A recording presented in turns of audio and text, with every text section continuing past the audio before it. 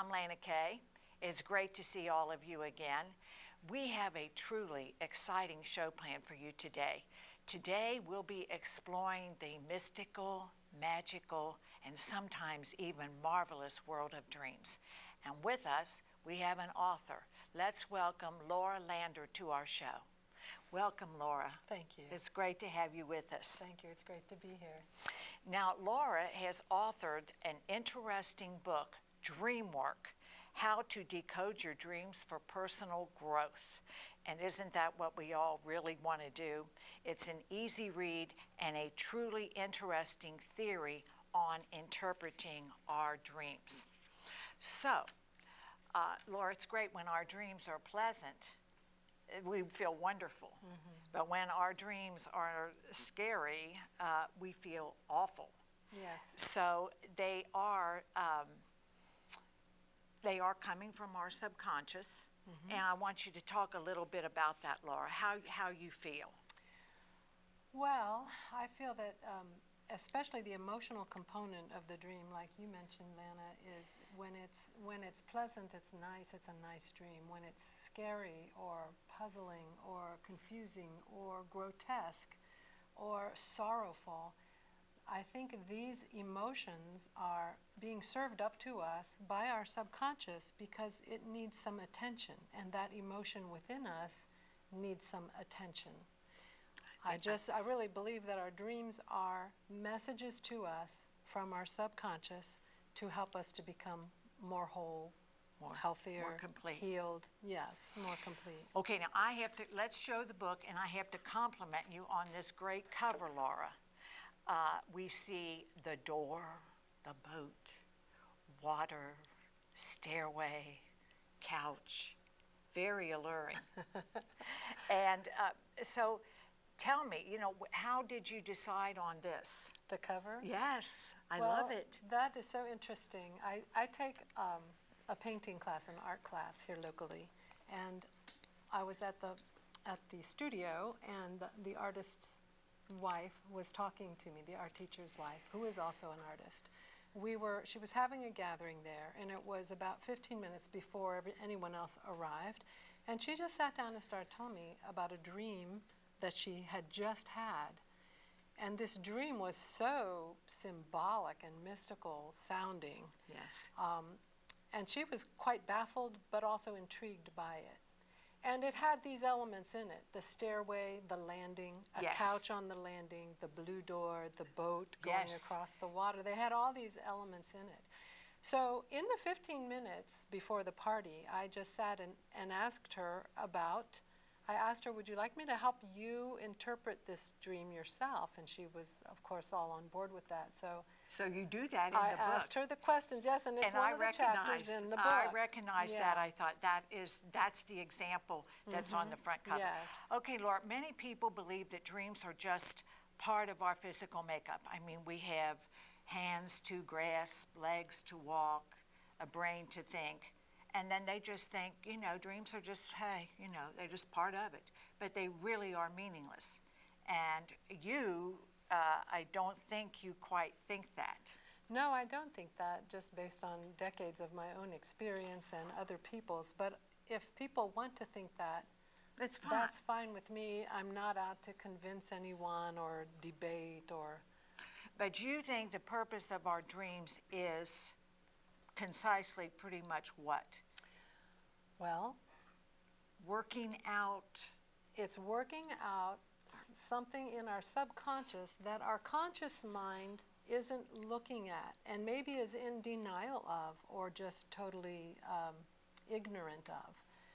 And so it's our conscious mind that we think with in our waking moments. We can talk ourselves into and out of a lot of things that we don't want to admit or don't want to face up to. But our subconscious never lies. Mm-hmm. It always says what is real.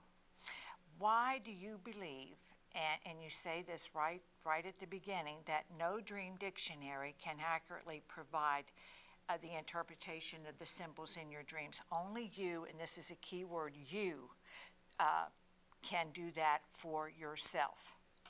Well, I believe that because, Now, first of all, if okay. people that aren't into dreams, tell them what a dream dictionary is. Oh, well, you've probably seen them on the shelves in bookstores. And a dream dictionary is you would look up a word of something that was in your dream if you dreamed about a I'm having a cat baby. or a baby or It means a this. doorway. Then you look it up and it says, oh, this means that in your dream. The reason I don't think that that's quite accurate is because different things, objects, and places have different meanings in our own lives than in anyone else's life.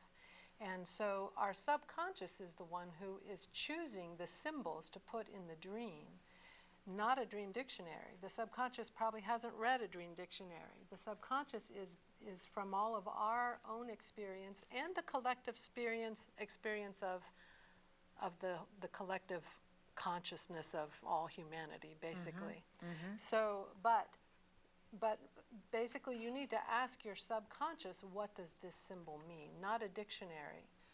Right, right. Now, Laura, just my thing on dreams, my belief is they are important. I mean, God didn't make any mistakes. He created our hands to grant, He created every part of us.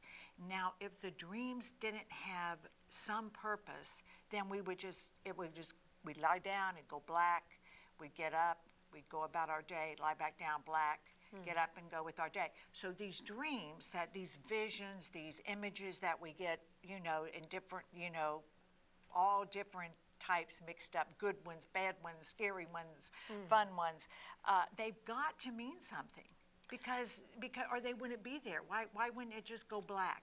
Well, that makes all the sense in the world to me, and it's not a stretch to just to look at our history and realize how much dreams figure in sacred literature, in all literature, in music, in plays, in everything down through the centuries. Humanity has been intrigued by dreams, has paid attention to dreams, and dreams have figured in major ways in their lives and in history. Okay, now, Laura, while our dreams are personal to us, the symbols and images in our dreams, but still there are some types of dreams that we all have, as in example, flying dreams. People have you lose your clothes in the dream. Suddenly your clothes are gone. Recurring dreams, a dream that happens over and over again. But Laura, still, even though, I mean, and you agree that we all do have those, that's not really dream dictionary. Many of us have experienced, oh my God, Similar. I've lost my clothes. Yes. And I had that dream when I was younger. And that dream is why it's important to try to discover your dream yourself or talk to someone like Laura that understands it. That dream was awful because I would lose my clothes. I'd be in the grocery store. Then I would feel panic and I've got to hide. Oh my God, is anybody around? It just was sheer panic, shame, embarrassment. And when I told some friends about it, now we were young, it's right before high school, they said, no, they hadn't had that dream. Like I'm some kind of person that wants to lose my clothes, Yeah. And that even made me more suspicious of why would I dream that? Because I had no idea it could be insecurity, fear of something, or give me your take on that, on these dreams that happen to all of us. Yeah, well, you just said, some of us. Right, you just said the feeling that you felt in that dream as you were dreaming it were panic, shame, embarrassment. We can safely say that those things are common to everyone. We have all had experiences of those kind of feelings in our lives. So for all of us to have a dream that brings out those kind of feelings just seems perfectly natural.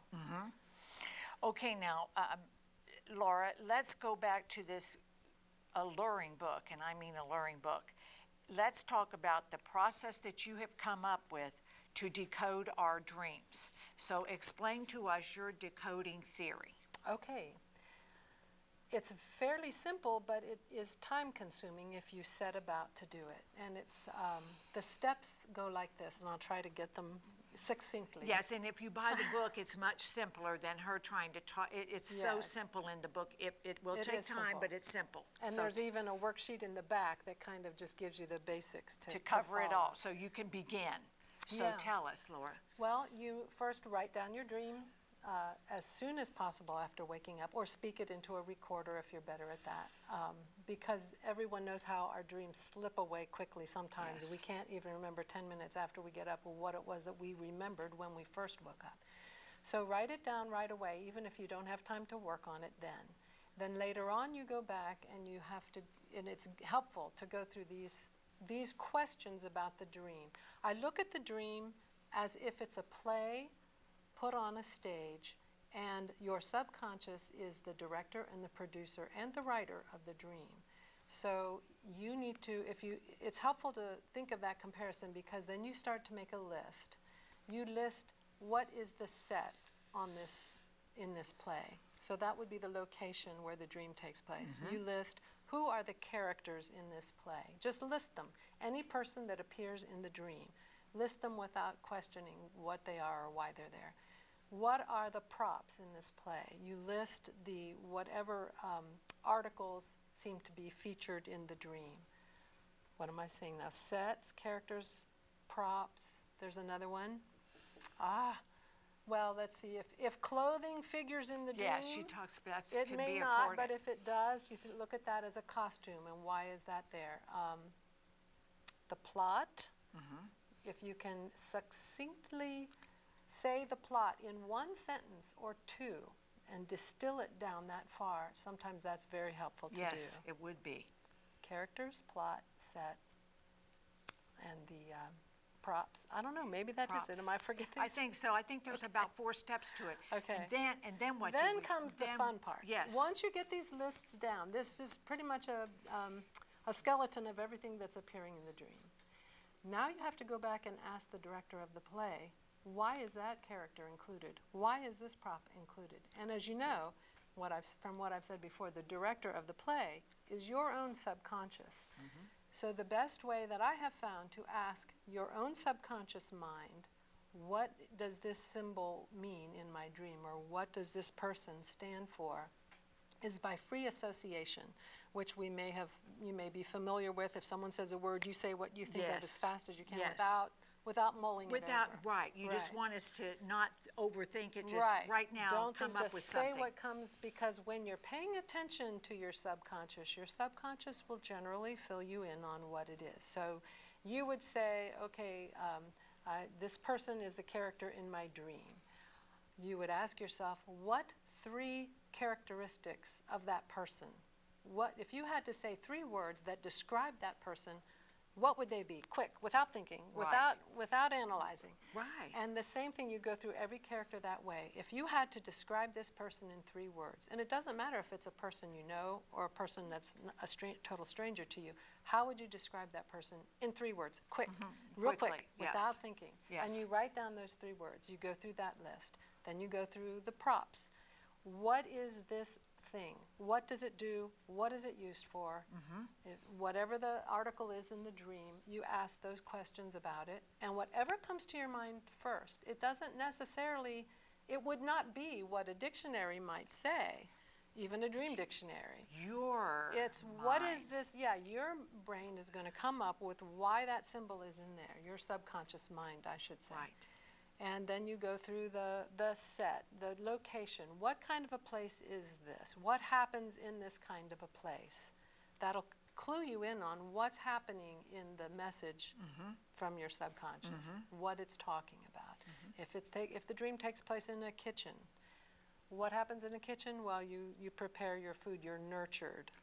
What happens in a restaurant? Good. You're fed. So in your life, what is it that's feeding you? Or I see, yes. If you're in a bathroom, depending on the action in the dream, right. What is being cleansed? What is being, what are you clearing?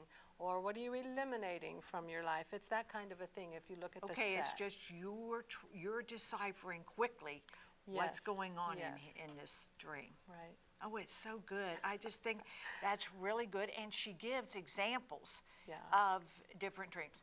So now I'm going to tell you my recurring dream. Oh, but wait, there's one Oh, more. okay, okay, wait. And then I Okay, want to hear sorry. this. Then I'll tell okay. then I'll tell you the Then recurring. when you have all these lists Sure. Oh, yes. Sorry. of the words that are associated with the characters, the props, the set, the action in the dream, you retell the dream, inserting those things in the dream.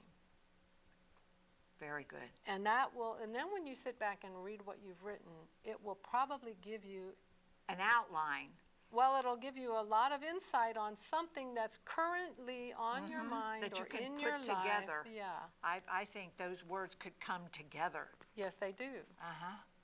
Isn't that interesting? And it seems so like a perfect way to do it. Okay, now I'm going to tell you my recurring dream. So I had this dream over and over again, Laura. And so there's a mountain. I'm in a car. I'm driving up the mountain. It's very important that I get to the summit because the motivation is to see what's on the other side. Mm-hmm. Okay, so but I get about halfway there and I start losing power. The car begins to lose power. Well, when I first had it, that didn't bother me too bad. But as I would be dreaming and think, oh, I'm on the mountain, and then I would accelerate. I knew immediately I've got to get there. I'm in my dream. I've got to get there. Not a dream, it seemed real. Right. I've got to make it. So then I would accelerate, and then I'd be going, and then it would start to lose power. And then we'd start down. Now, sometimes it was a car, and I'd smash the brake on as hard as I could, trying to stop it. We're still going back. Then we're gaining speed. We're really going back down. Oh, rolling backwards. Well, I'm going backwards. Then sometimes it would be a Flintstone car. Then I'd put my feet down and try to stop it that way. Then different times I would ride into the ditch, just trying to crash it. And the feeling was panic, frustration.